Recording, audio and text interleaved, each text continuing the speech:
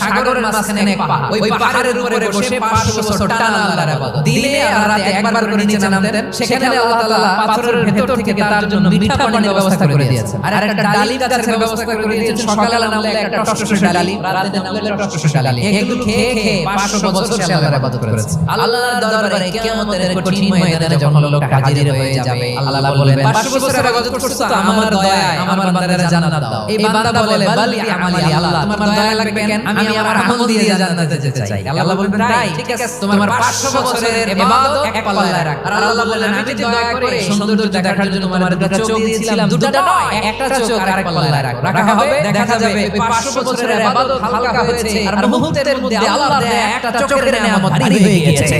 ফলাফল দেখো, হিসাব বলে তুমি এখন জাহান্নামে যাও, জাহান্নামে যাও। এবার লোকটা কাঁচুমাচু করে বলে আল্লাহ, এবার আমি বুঝতে পেরেছি তোমার দয়া ছাড়া দুনিয়ায় কেউ জান্নাতে যেতে পারবে না।